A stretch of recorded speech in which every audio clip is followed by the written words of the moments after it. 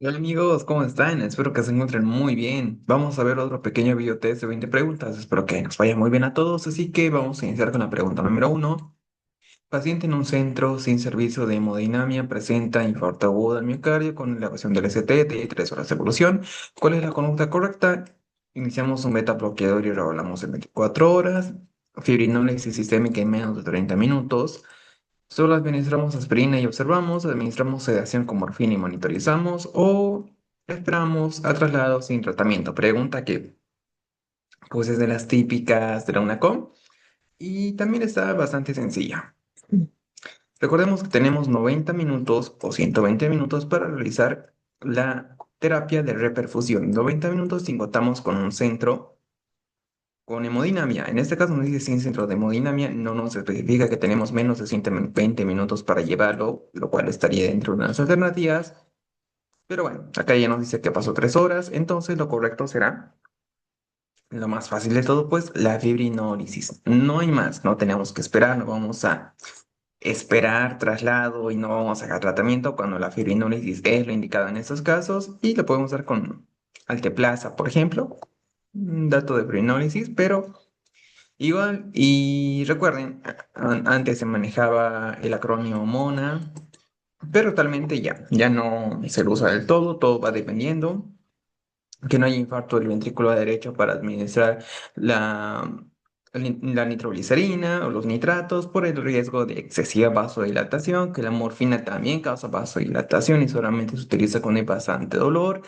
Respecto a la aspirina, se utiliza junto a clopidogrel, aspirina más clopidogrel. ¿Qué más podemos hablar de esto? La oxigenación, pues solamente si está a menos del 92% en el ambiente. Entonces, pues ya vemos que todo esto va cambiando, pero lo correcto es acá pensar en la fibrinólisis como primer manejo, ya que la angioplastia primaria no puede hacerse en menos de 120 minutos, indica la fibrinólisis. Esto, pues sí es lo correcto, siempre y cuando tengamos o pensemos llevarle a un centro que cuente con hemodinamia.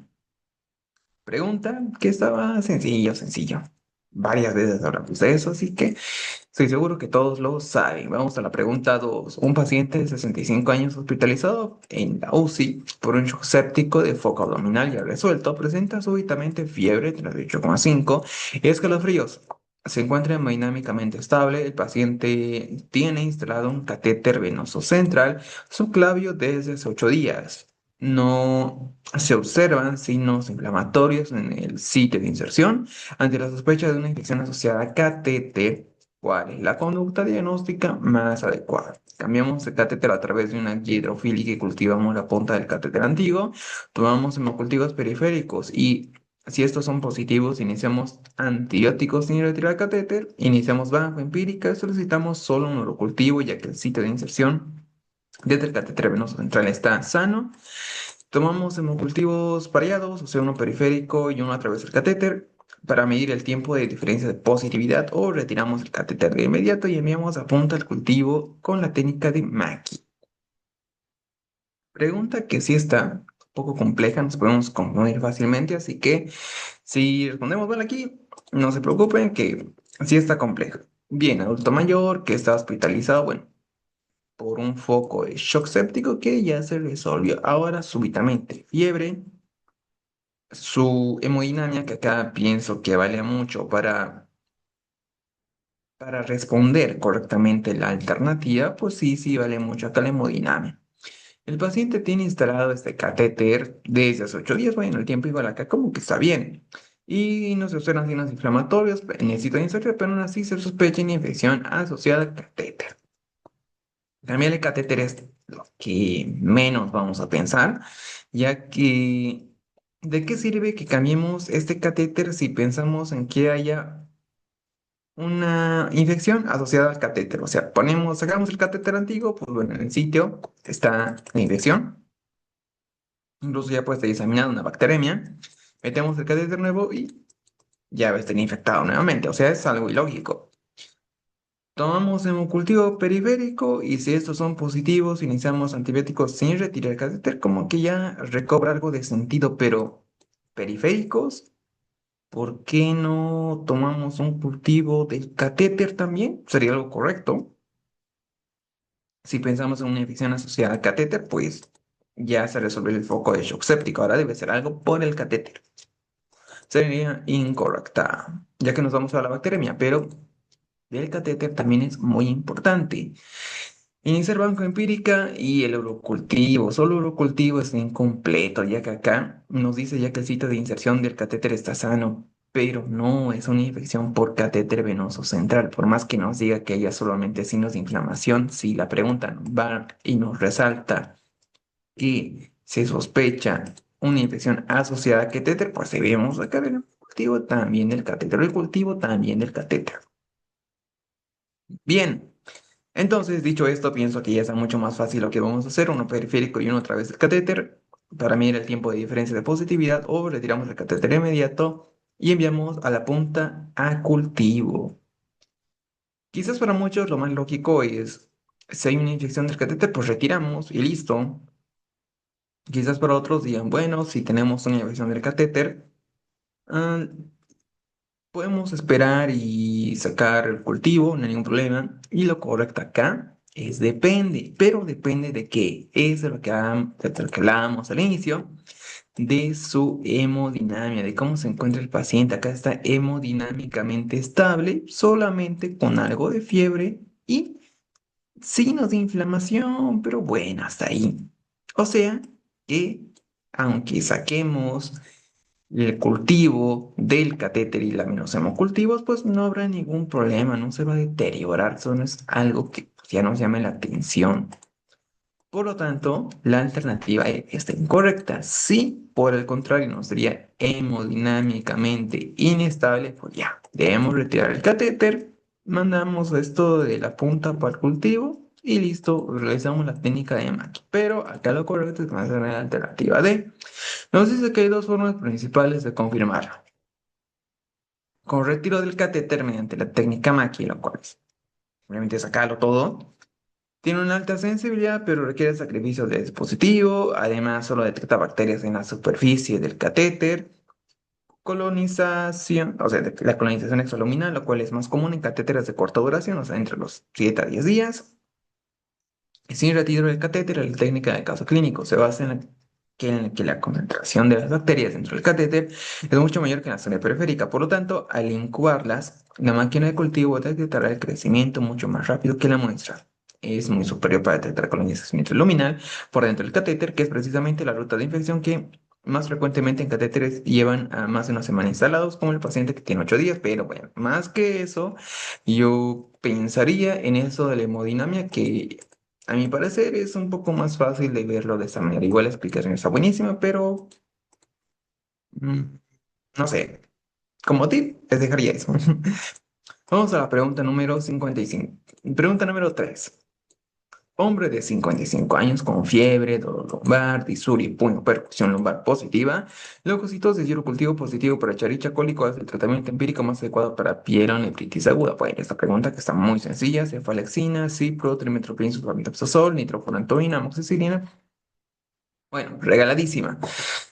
Amoxinitro, trimetoprim, o sea, cotrimazol, cefalexina no se usan porque o bien o están contraindicados, no llegan a la vía urinaria superior o simplemente pues, hay bastante resistencia, así que todas esas están incorrectas. Lo que sí nos sirve de elección para el EUNACOM es el ciclo de elección.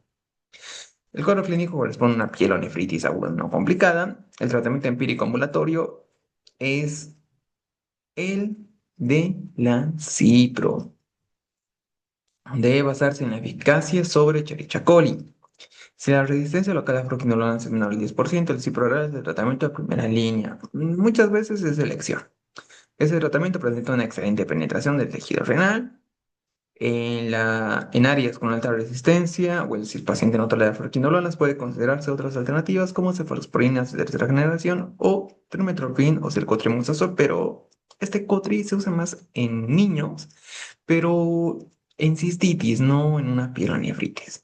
No sería algo para colocar dentro de una com, a pesar que nos diga como otras alternativas serían más cefalosporinas de tercera generación, como alternativas bastante raras. Vamos a la pregunta número 4. Niña de 7 años con picazón intensa en el cuero cabelludo. Durante más de una semana el examen se ven numerosas liendres adheridas en la base del cabello, pero no se identifican piojos vivos. ¿Qué hacemos? Tratamos con permetrina al 1% tópica, no tratamos. Mientras no se visualicen piojos, tratamos con ivermectina oral, con linandino al 1% tópico o con permetrina al 5%. Bien, piojos, liendres, no se confundan con sarna o escabiosis.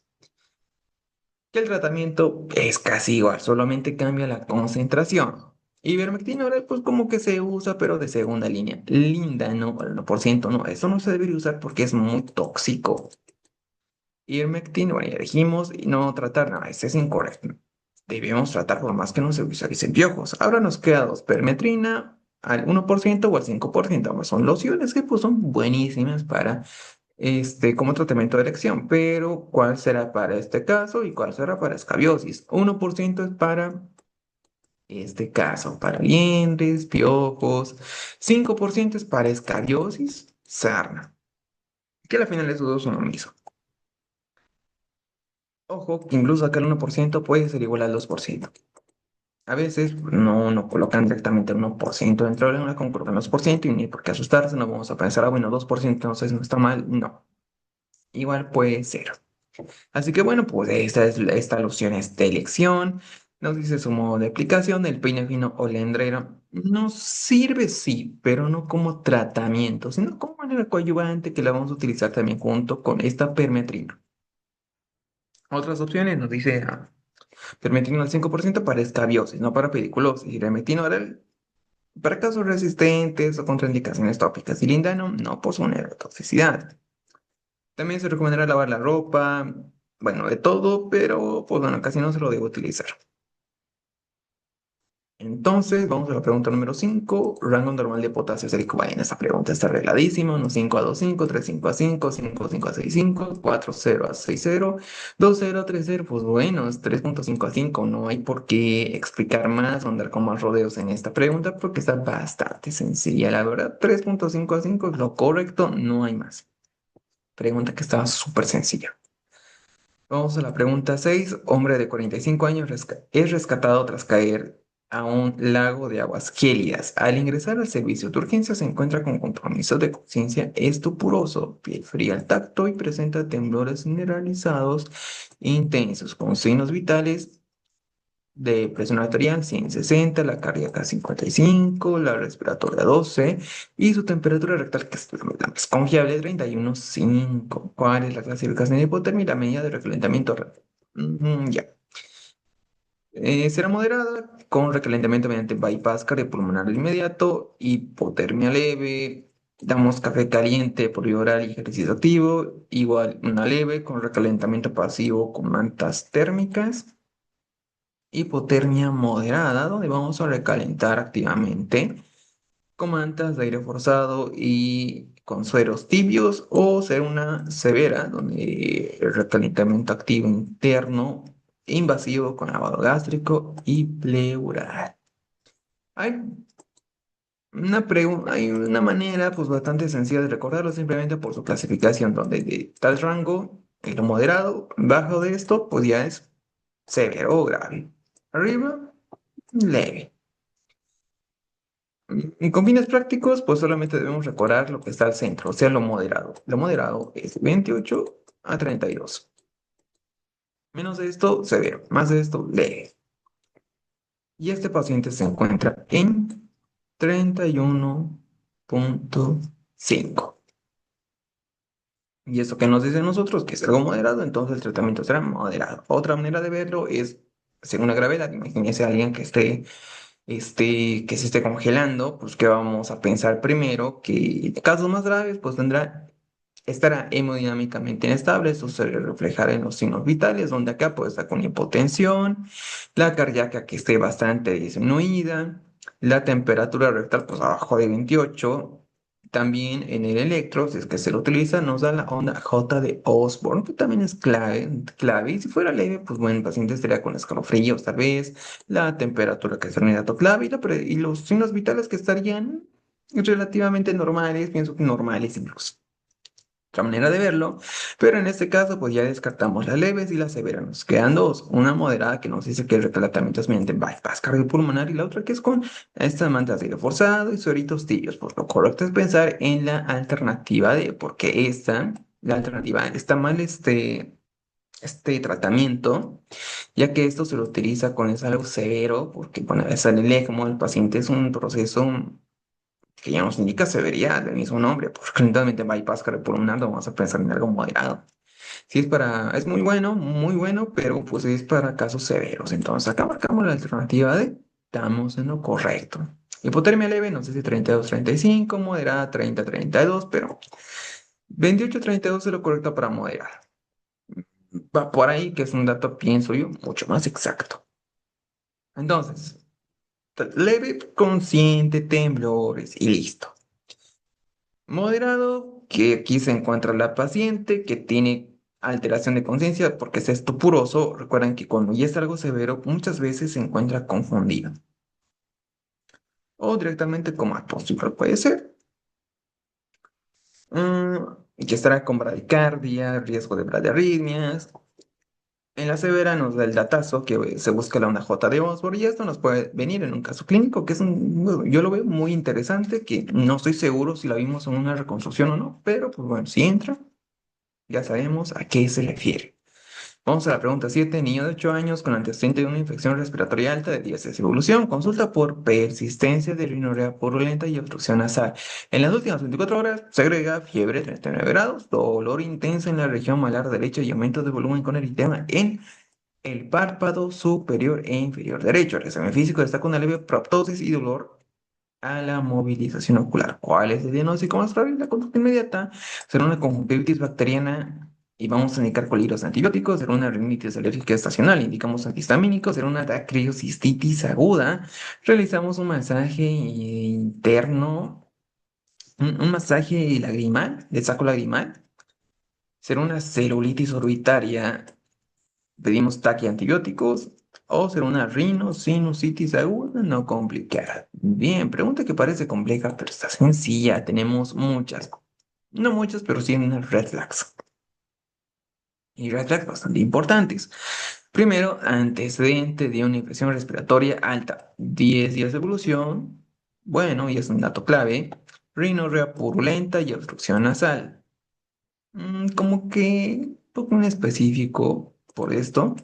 Pero en un día se agrega una fiebre alta, dolor intenso, región malar derecha, aumento de volumen con eritema de párpado, aumento de volumen con eritema de párpados, una red flag. Este, proptosis, esto ya nos indica que es algo severísimo. Esto es un poquito la salida del ojo hacia adelante y dolor con la movilización, y otra red flag. Conjuntivitis bacteriana, pues tiene que tener esta secreción purulenta por ambos ojos bilateral. Acá no nos dicen nada de eso. Rinitis alérgica, estornudos, prurito.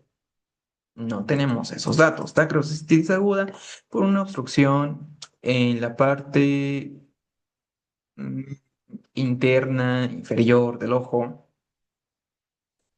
descartada. ¿Qué más tenemos acá? En el sacrolarima directamente. Celulitis o rinosinusitis aguda no complicada. Por esos datitos, estas red flags. Mucho de con mis letras, pero así es. Vamos a colocar la alternativa D, la cual es la correcta. Todo esto hace referencia a un edema orbitario, a una celulitis orbital. Entonces, todo esto pues deriva de la sinusitis aguda que probablemente presentaba este paciente, pero bueno, 10 días de evolución, sí, como algo agudo. Igual y más que todo hacía énfasis en la celulitis orbitaria. Puede manifestarse con eritema, proptosis, limitación de la movilidad, requiere evaluación urgente por riesgo de celulitis orbitaria. O más que celulitis orbitaria, que es lo que tenemos acá, absceso subperióstico, porque tenemos ya una celulitis orbitaria. El manejo pues será con antibiótico de terapia, drenaje, y bueno, igual estamos en la tomografía primero. Bien, pregunta que está sencilla. Vamos a la pregunta 8. Hombre de 34 años diagnosticado con tuberculosis pulmonar con baciloscopias positivas se encuentra en el cuarto mes de tratamiento, en su fase de continuación con isoniazida rifampicina, ha cumplido el tratamiento de forma supervisada. En el control actual, el paciente persiste con tos productiva y baciloscopía de control de este mes resulta positiva por segunda vez consecutiva tras haber obtenido negativa en el segundo mes. ¿Cuál es la definición técnica en este escenario y la conducta más adecuada? ¿Será una recaída? Reiniciamos el esquema primario y tratamiento de inmediato. Persistencia de positividad. Mantenemos el esquema UCAN y repetimos la vaciloscopía en 15 días. Una MDR. Iniciamos esquema de segunda línea sin esperar exámenes. Abandono recuperado. Solicitamos nuevos exámenes o fracaso. Solicitamos cultivo con pruebas de susceptibilidad a drogas. O sea, esto, susceptibilidad a drogas, pues es el Gene Expert. Y derivamos a especialista, pues bueno, puede parecer algo difícil. Y sí, sí, está relativamente difícil, pero esta de la alternativa B, persistencia de positividad, no hay. ¿Por qué sería persistente la positividad? Y aún peor, ¿por qué vamos a repetir y mantener el esquema actual? Todo esto nos habla de que muy probablemente haya resistencia. Muy probablemente no es una persistencia de positividad como tal. Está mal. Entonces, pues bueno, ya tenemos el concepto de recaída, de abandono, de fracaso. Entre ellos, los conceptos más importantes, pues ser un paciente que está bien, todo bien, o un paciente que, bueno, los 30 días, que después de 30 días la abandona todo y quiere volver. O un paciente que estaba bien y luego decayó nuevamente. Entonces, con estos datos, ¿qué vamos a pensar acá? O incluso la alternativa C, esta MDR, pues podemos llegar a pensar en ella, que sí está correcto, como que tiene sentido. Si hablamos que sea por una resistencia, entonces pues probablemente esta resistencia sea la alternativa C, los MDR, que son multiresistentes. Tiene mucha lógica, pero no, esta es un paso más adelantado. Lo correcto es pensar en el fracaso terapéutico. Este fracaso justamente nos habla de este paciente que pues, estaba yendo bien, pero no fue lo suficiente porque al cuarto mes salió positivo. Y esto nos obliga a realizar el GeneXpert y posteriormente ya con la confirmación decimos que sí hay una medida. Por eso es que la C sí era una alternativa como para hacernos confundir, donde la E sí era lo correcto.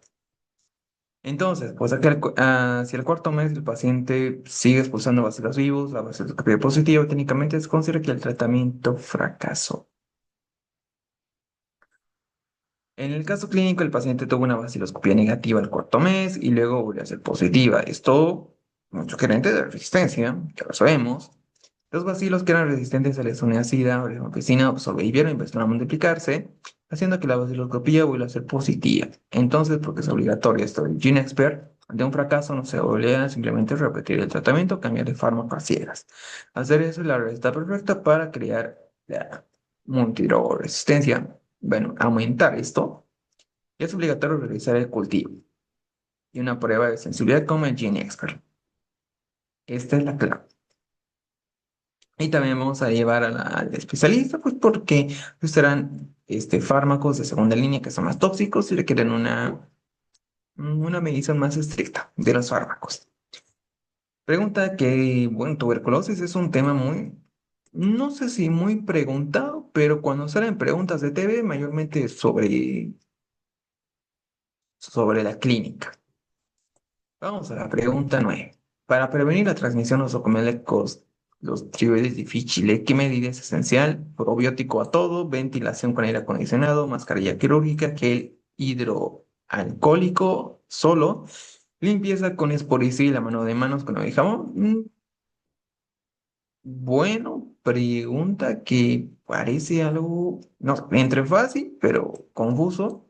Probiótico no, eso está mal, no vamos a dar probiótico a todo el mundo, porque debemos saber qué probiótico dar, no solamente dar probiótico y listo, debemos saber cuál, porque hay bastantes, y algunos como que ni sirven.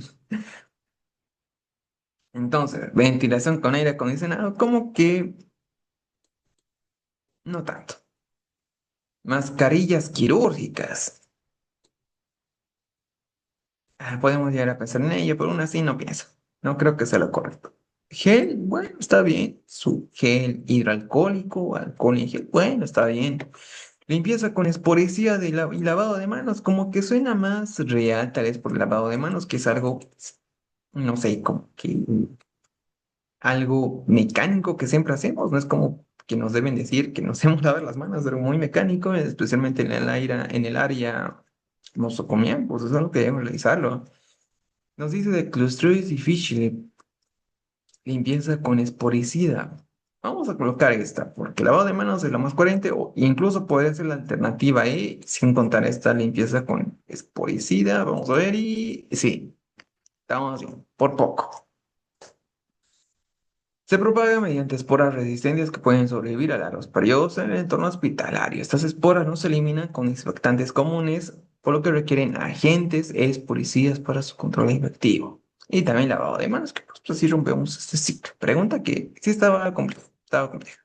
Vamos a la pregunta 10. Un escolar de 8 años presenta un cuadro de 4 días de evolución caracterizado por fiebre alta, odinofacientencia y cefalea. El examen físico de ulcera faringe congestiva con exudado potasio y namasamida. La cianopatía submandibular dolorosa. No presenta tos ni rinorrea. Se indica tratamiento sintomático, pero el paciente no recibe antibióticos. ¿Cuál es la complicación no supurativa más importante que se intenta prevenir por el uso de penicilina en este paciente? Síndrome de shock tóxico estreptocócico, absceso periamigdalino, glomerulonefritis postestreptocócica, escarlatina, fiebre reumática. Pregunta que parece compleja, pero podemos pensar que está bastante sencilla porque primero es un niño. Criterios de centro, pues buenísimos. Si empezamos en el criterio de centro. ¿Y qué más podemos hablar de esto? Pienso que acá vale mucho, pero muchísimo, la pregunta. Complicación no supurativa más importante que se previene con el uso de penicilina. Escarlatina es por la toxina eritrogénica y esta nos da esta lengüita en frambuesa, nos da también esta piel en lija o piel de gallina. Descartada. Absceso perimedalino nos da trismus, que el paciente nos dice que tiene como bulto que desplaza la óvula. Descartada. Síndrome de shock tóxico estreptocócico. Como complicación no supurativa, no tanto que tampoco vamos a prevenir con el uso de penicilina. Igual es algo raro, no cuadra del todo, pero igual con un signo de interrogación acá porque es demasiado exagerado tal vez. Nos queda dos, glomerulonefritis postestreptocócica, fiebre reumática. Recordemos que acá, bueno, tenemos un dato de infección. Y esto sí se puede complicar con glomerulonefritis postestreptocócica. Pues sí, se puede complicar con esto, ¿por qué no? Pero la alternativa nos dice, o el enunciado, la pregunta nos dice, una pregunta en sí, ¿cómo vamos a prevenir o qué vamos a que prevenir si usamos penicilina?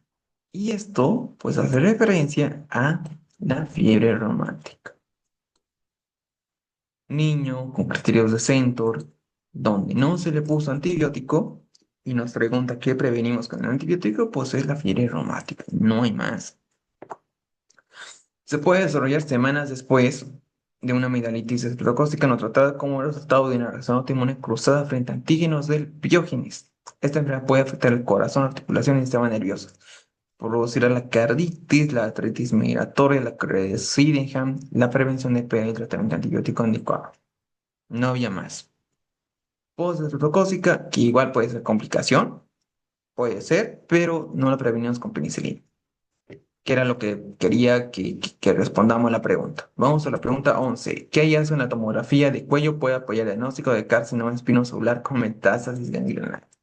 Hueso calcáneo normal, quiste único multilobulado sin realce, calcificación difusa tiroidea, masa cervical sólida hipovascularizada con ganglio necrosado, pulmón apical con nódulo. No, esa pregunta está difícil. Pero sí tenemos, o sea, carcinoma espinoso, bueno, tenemos que tener una masa primero de metástasis ganglionar, como que, bueno, ya metastizó, o sea, que algo difuso, algo múltiple. Pues su cálculo normal es incorrecta, es la que podemos descartar con total seguridad. Pulmón apical con nódulo, bueno, con nódulo hace referencia solo uno, puedes tener que tener múltiples cosillas, múltiples nódulos, múltiples clasificaciones, descartada. Ya nos queda tres. Quiste único multilobulado, quiste único, pero multilobulado sin realce. Igual y no dice qué tipo, en dónde está el carcinoma este espinocelular. Ah, no, dice del cuello. Mm, bueno, así está difícil. O sea, esta masa cervical, quiste. Vamos a colocar calcificación difusa tiroidea. Puede ser lo más lógico, calcificación como que está difuso, pero igual, igual tenemos que tener la masa. Acá nos dice masa sólida hipervascularizada con ganglio necrosado, pero solo dice ganglio necrosado. Tal vez sea por la metástasis que ya está necrosado. Vamos por la alternativa C. Igual y puede ser la D. Entonces vamos a marcar la C, pero era incorrecta. El carcinoma espinocelular metastásico se visualiza como una masa hipervascularizada e irregular acompañada de ganglios cervicales alterados. Los ganglios metastásicos presentan áreas de necrosis central y el realce periférico tras la administración de contraste indica vascularización reactiva en la cápsula ganglionar y los bordes mal definidos sugieren infiltración a tejidos adyacentes. Pregunta, en lo personal, muy difícil, pero el 91% de todas las personas que participaron, pues, pusieron la correcta.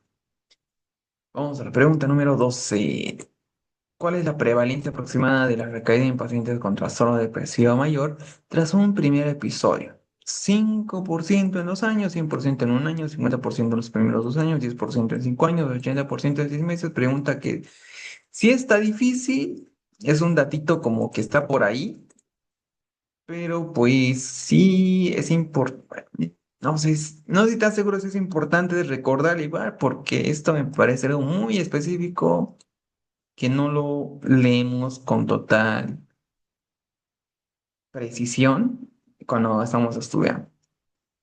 Lo correcto es pensar 100 años en un año, pues no, demasiado, 100% en un año es demasiado, 80% si me dices igual, como que o todos van a traer esta recaída y no es así. 10 y 5 si lo vemos de manera sencilla, pues no, sería muy poco, acá 10 en 5 años, como que sí es muy poco. 5 en 2 años, relativamente podríamos pensar en esto, pero no. Lo correcto es pensar en que el 50% sí puede dar una recaída, pero no en 2 años. 5 años es la clave. 5 años. 2 años como que ya es el que más se acerca, porque los otros o son demasiado o están muy alejados. Ya estamos bien. 50% de los pacientes que presentan un primer episodio de depresión mayor experimentan una recaída en los primeros 2 años si no mantienen adecuadamente las estrategias de prevención y mantenimiento. Depresión, pues es un tema muy llamativo, muy, muy bueno, donde seguramente cuando tengamos la clase, pues lo vamos a explicar de manera tanto para el UNACOM y bueno, ya vamos a ver ahí si explicamos también pues, de una manera un poco más detallada esto de psiquiatría, porque la verdad son temas pues buenísimos, son buenísimos. Vamos a la pregunta 13. ¿Qué hongo causa granulomas en hígado y vaso en pacientes con linfoma? Nemosis cerovechi, Candida galbrata, Aspergillus tertius, Cryptococcus deiformes o Histoplasma capsular. Cuando tenemos neoplasias y tenemos pues este tipo de preguntitas con agentes patógenos, debemos pensar en que neoplasia igual a inmunodeficiencia, es decir, igual a probablemente de las más frecuentes VIH o HIV. Mm, entonces, ¿qué vamos a hacer aquí? ¿Qué vamos a pensar? Nemosis Hirovechi, no, este causará la neumonía que todos conocemos con esto del virus esmerilado. Cándida glabrata, candidemia, principalmente esofagitis por cándida, sí, sí, que ya la vimos y bueno. Dato clave, aspergillus, este aspergillus puede ser lo correcto porque el aspergillus está en todos lados. Cerebro, pulmón, riñón, puede estar en todo lado. Cryptococcus, meningitis. Histoplasma capsulatum, o es histoplasma o es aspergillus, una de las dos. Pero este es un hongo como que es un poquito raro, va más a pulmón, cerebro. Vamos a marcar histoplasma como que más frecuente en hígado. Solo hígado digo porque vaso quizás hay otro mucho más frecuente, pero como hígado sí. Incluso pues al pulmón igual puede ir.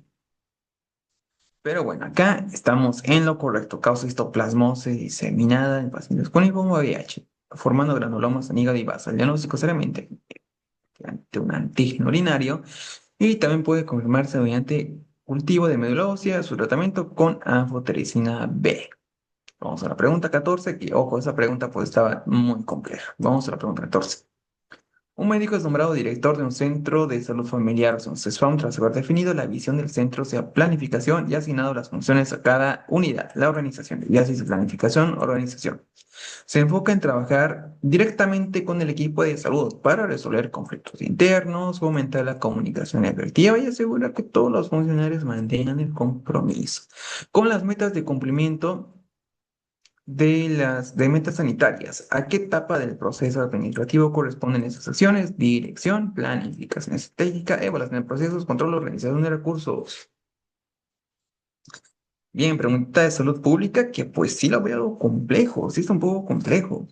Pero recursos sería más el financiamiento. Acá pues ya nos dice que ya se definió la planificación, ya se hizo la organización, asignando las funciones. Todo eso sería parte tal vez de la planificación estratégica. La evaluación del proceso sería para saber cómo está yendo todo esto que está haciendo el director del centro. Ya tenemos planificación, organización y nos falta algo más. Evaluación del proceso lo podemos colocar como un todo en sí. Ese tercero será control o dirección. Ya tenemos planificación, organización. ¿Qué más nos faltaría? Mm, ¿Será control? Que esto es trabajar directamente con el equipo de salud para resolver conflictos internos, aumentar la comunicación y asegurar que todos los funcionarios mantengan el compromiso con las metas de cumplimiento de las metas sanitarias. Esta sí está compleja. Dirección. mm, no sé, no estoy seguro. Sí está difícil. Dirección como que sí puede tener sentido respecto a todo esto que nos habla. Control. ¿Cómo puede ser control acá? Ya explicamos más o menos a qué se puede referir tanto esta como esta, pero control. Mm, ¿Cómo vamos a asegurar que funcione todo esto? Pues no, para eso estaría la evaluación de procesos, a menos que control sea respecto a la evaluación de procesos, para ver cómo se maneja todo esto, para tener la evaluación de procesos. Sí, sí, está muy bien. Control, tener relación con la evaluación de procesos, lo cual nos deja con la dirección. Y a ver, igual puede ser control, pero estamos en lo correcto. La dirección consiste en liderar, motivar, comunicar eficazmente con colaboradores, definiendo el estilo de liderazgo, toma de decisiones y resolución de conflictos. Implica además la supervisión y apoyo continuo del equipo de trabajo, promoviendo el desarrollo personal. Muy bien. Pregunta que sí estaba muy difícil. Vamos a la pregunta 15. Una mujer de 32 años sin antecedentes de otitis a repetición. Consulta por hipoacusia progresiva de oído izquierdo de un año de evolución. Refiere que escucha mejor en ambientes ruidosos para acusia de Wills y ocasionalmente siente un tinnitus agudo. El examen físico, otoscopía está normal.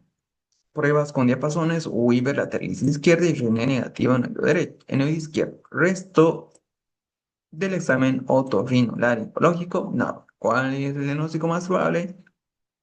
Otoesclerosis, disyunción de la cadena osicular, otitis media con la fusión, tímpanoesclerosis, ¿cuál es el estómago congénito? Bien, no, esta pregunta sí está igual un poco difícil.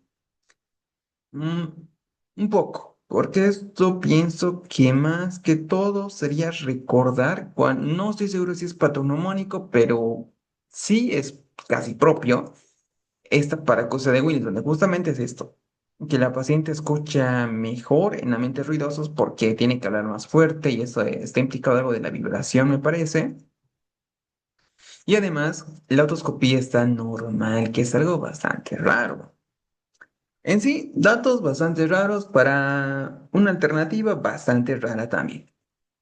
Podemos descartar tímpanoesclerosis. Tímpanoesclerosis del huesito, del tímpano. Mm, Acá, pues este huesito dentro de la otoscopia tiene que ser de color nacarado, blanquecino, podemos decir incluso calcificado por esclerosis, descartada. Otitis media con emoción, igual, esto nos puede dar burbujas, ¿sí? Burbujas, un poquito de líquido transparente, descartada, está normal. Disyunción de la cadena osicular, no, esa disyunción, su mismo nombre le hace referencia a fractura. Esto nos tendría que dar pues una sordera súbita, descartada. Nos queda otosclerosis, colesteatoma congénito. Colesteatoma como que sí es y nos da hipoacusia, pues nos da hipoacusia.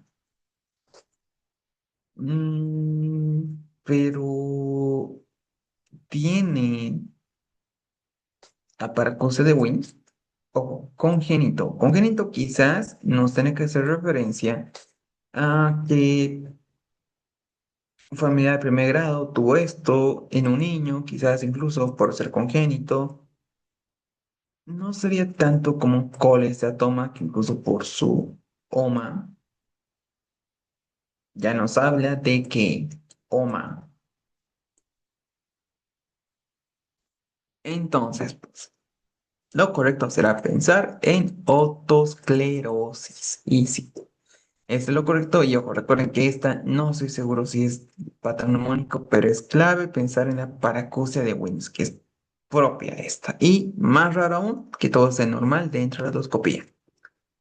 Esta aterosclerosis es una enfermedad metabólica ósea primaria de la cápsula óptica, el hueso que rodea el interno, que rodea al oído interno. Lo más frecuente es que se forme un foco de hueso esponjoso y luego esclerótico en margen internoval. Esta causa que la platina del estribo se quede pegada. Al estar fijo, el estribo no puede vibrar para transmitir energía mecánica al líquido del oído interno. Como un problema está entre los huesos y una membrana, la otoscopía se mantiene normal. Bueno, una explicación muy compleja, bastante compleja. La paradoja de Williams ocurre porque en un lugar con mucho ruido ambiental, las personas tienen el gas. Y esto sí, ya hablamos un poquito de esto, nos dice que van a hablar más fuerte. Entonces, pues, en los claros tienen un tapón óseo que filtra el ruido ambiental molesto, pero como soy de interno nervio está sana, aprovecha este aumento de volumen de sus interlocutores para entender mejor que en un ambiente silencioso. Y nos dice también el signo de Schwartz que se puede ver un túnel de rosado en el tímpano. Eso creo que no lo tenemos en el caso. Y este es un problema mecánico. De las otras me parece que es de transmisión, no mecánico. Igual, y pues es una pregunta bastante compleja. Vamos a la pregunta 16. ¿Qué hallazgo endoscópico es típico de la enfermedad de Crohn? Granulomas en esófago únicamente, áreas de mucosa en Colston y parche de aspecto de área de mucosas en parche debe ser con aspecto de cobblestone, mucosa uniforme sin daños, úlceras aftosas estomacales, pólipos armatomatosos en colon. La que podemos descartar es directamente es la Fuchsias. Esta pues no es nada que vamos a encontrar endoscópicamente a la enfermedad de Crohn. Para nada. Descartado. Totalmente diferente. Estos pólipos armatomatosos. Úlceras aftosas estomacales, bien, podemos llegar a pensarla de cierta manera como que sí puede ser. Mucosa, no puede estar uniforme y tampoco puede tener daño. Tampoco puede estar sin daños.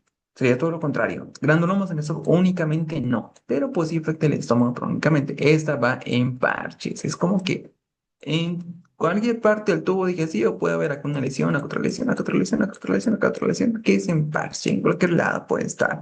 Y esta de Cobblestone nos habla, me parece, de empedrado, algo por el estilo. Bien, eso sería lo correcto, ya que quizás úlceras aftosas estomacales, como que falta algo más, no, no simplemente que haya úlceras aftosas en el estómago, sería muy limitado. Y sí, es la alternativa B. En la enfermedad de Crohn, la endoscopia muestra hallazgos característicos que permiten diferenciar de la colitis ulcerosa el aspecto en cobblestone o empedrada. Se observan fisuras profundas y úlceras lineales que atraviesan varias capas de la pared intestinal. Las lesiones en salto, áreas afectadas intercaladas con segmentos sanos, son típicamente de esta enfermedad. Bien, pregunta que sí estaba en lo sencillo. Vamos a la pregunta 17. Paciente de 65 años en su quinto día de hospitalización por una fractura de fémur en espera de cirugía. Comienza con fiebre 38,8, tos con exploración purulenta y necesidad de oxígeno. El examen físico destaca crépitos en la base del pulmón derecho.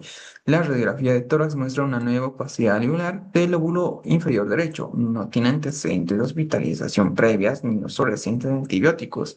¿Cuál es el diagnóstico más probable y el esquema de tratamiento empírico? Damos anticuerpos con heparina, neumonía intrahospitalaria precoz, damos cetralevo, neumonía intrahospitalaria tardía, damos banco, neumonía por aspiración, damos clinda, neumonía adquirida en la comunidad, damos ceftriaxona. ¿Qué vamos a hacer en este caso? Pues paciente adulto mayor, quinto día de hospitalización por una fractura, que está esperando su cirugía, podía ser descompensa con fiebre, expectoración, oxígeno, crépito, pues, pulmón, ya estamos seguros de lo que tiene ese paciente. Y la radiografía de tórax que muestra opacidad alveolar en el lóbulo inferior derecho. No hay antecedentes ni nada por el estilo, algo bastante bueno, lo cual nos hace descartar TEP, a pesar de que sí, el hecho de que tenga fractura como que es un factor de riesgo para tener todo lo que va a ser una TLP o pensar directamente en la triada de Virchow. Pero la radiografía no, tendría que tener datos inespecíficos, una disnea súbita, electro, igual que puede tener sondita que es algo rarita. En este caso, pues no está descartada. Nos quedamos con las neumonías. Pero, ¿cuál neumonía? Se la aspiración igual la descartamos. Linda sola, no. Y aspiración, todo esto no habla de una neumonía por aspiración, pero sí puede ser intrahospitalaria. Pero, ¿cuál intrahospitalaria? Que nosocomial no cumple con la regla que nos tenemos. Acá está en su quinto día de hospitalización. Es algo nosocomial. Intrahospitalaria. Entonces, acá, si nos damos cuenta, dice precoz y tardío. ¿Y cuál será la diferencia entre ambos? Simplemente los días. Está en su quinto día, pues antes. Hay dos maneras de ver estos días. Hay días que nos dicen menos de los 7 días y otras que nos dicen igual o menos de los 6 días y al final es lo mismo, 6 días para abajo. Entonces,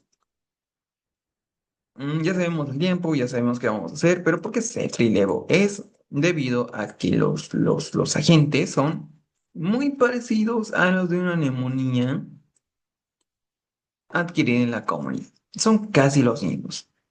El más, no sé, más rarito, o el más frecuente, uno de los más frecuentes será el Aurus, pero meticilino sensible, no resistente. Si fuera más tardía, pues ya pensamos en Pseudomonas, una meticilino resistente, por eso se da este tipo de antibióticos. Pero bueno, acá vamos a marcar la alternativa B, la cual es la correcta. Nos dice que el éxito del tratamiento en el hospital depende si se sospecha o no de los gérmenes multiresistentes, y pues por ahí nos el visto de los días. Acá es menos de 5 días.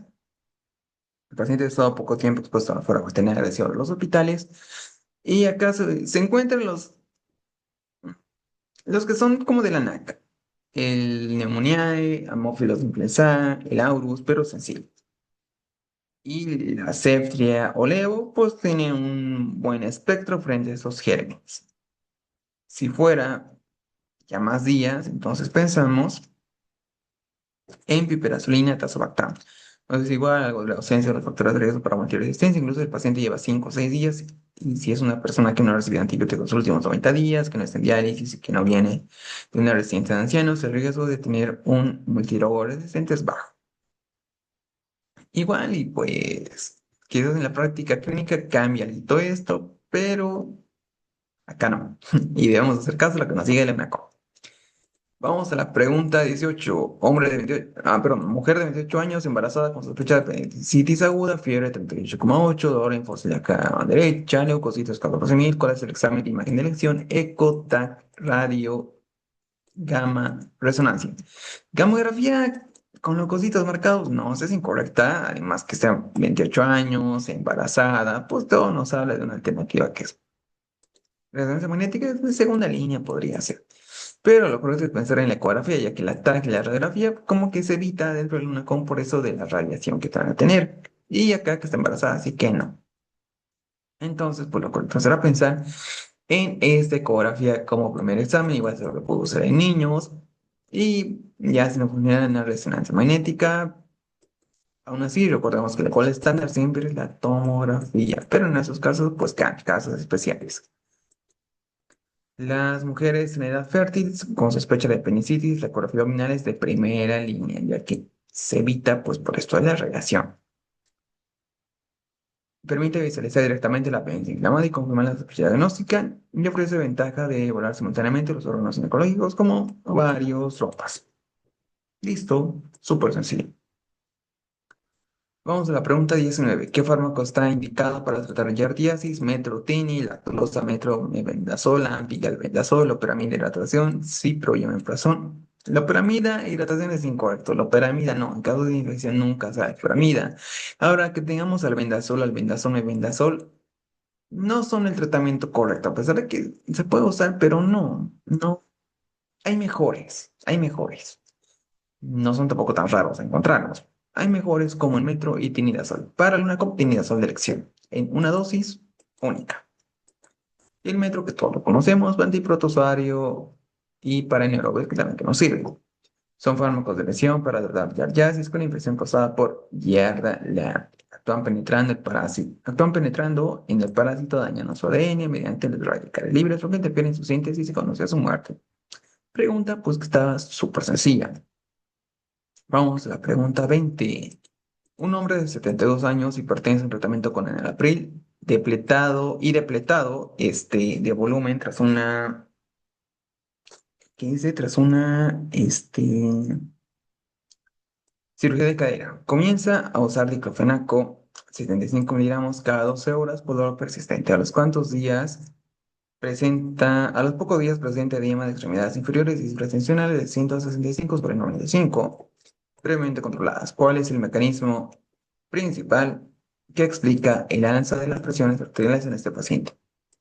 Disminución de la síntesis de prostaglandinas renales por retención de sodio con retención de sodio, activación directa de receptores alfa-adrenérgicos por el fármaco, efecto inotrópico positivo directo sobre el miocardio, estimulación por expresión urinaria de potasio y magnesio, o bloqueo de los canales de calcio a través de la musculatura lisovascular. Mm, Esta pregunta parece compleja por sus alternativas, por todo, pero es sencilla. Paciente que tiene antecedente o que está usando antihipertensivos, que tiene el mismo antecedente de hipertensión, que de la nada, pues bueno, por una cirugía, por el antecedente del uso de diclo, que le aumenta la presión, pues debemos recordar todo parte de las COX, COX-1 o COX-2, que en términos pues ya bastante resumido, va a afectar a la prostaglandina, afecta a las prostaglandinas, y pues esto también va a alterar la función de la arteriola aferente. Y esta, pues va a causar disminución de la síntesis de prostaglandinas renales con retención de sodio. Eso explica farmacológicamente, pienso yo, porque no se debería dar diclo o dar fármaco, o controlar el uso de AINES respecto a un paciente hipertenso, porque las otras, pues esto de los alfa-adrenérgicos, el inotrópico, la excreción urinaria de potasio, porque ahora esos canales de calcio nos hablan simplemente de los calcioantagonistas, beta-bloqueantes, diuréticos, pues no tiene nada que ver acá, si estamos pensando en los AINES. Y si estamos en lo correcto, los antiinflamatorios no esteroideos como el diclofenaco elevan la presión arterial, alteran la función renal al inhibir la síntesis de prostaglandinas renales, fundamentales para el mantenimiento del flujo sanguíneo y la filtración glomerular. Al inhibir esas prostaglandinas provocan vasoconstricción renal y retención de sodio y agua, lo que aumenta el volumen intravascular y la presión renal. En pacientes con hipertensión arterial, los IECAs pueden antagonizar el efecto de los antihipertensivos, especialmente IECARA2 y diuréticos. El uso prolongado puede causar deterioro de la función renal y descompensación hemodinámica en personas con insuficiencia cardíaca renal o previa. Su administración debe ser cautelosa en pacientes hipertensos con riesgo cardiovascular utilizando la dosis mínima. Y sí, por eso es que hay que tener mucho cuidado. Un control, pues, más control, pienso yo, más control en ese tipo de pacientes donde vamos a indicar AINES y que el paciente tenga hipertensión de base. Bien, ya terminamos el biotest de hoy. Pues habían preguntas variadas, entre muy fáciles o muy complejas. Pienso yo que un poco más de más complejas, preguntas más complejas. Entonces, bueno, espero que todos hayan respondido bien. Estoy bastante seguro que ustedes sí respondieron bien la pregunta 11, que bueno, sí, para mí estaba muy compleja, pero son cosas que pasan. Así que nos vemos en otro biotest y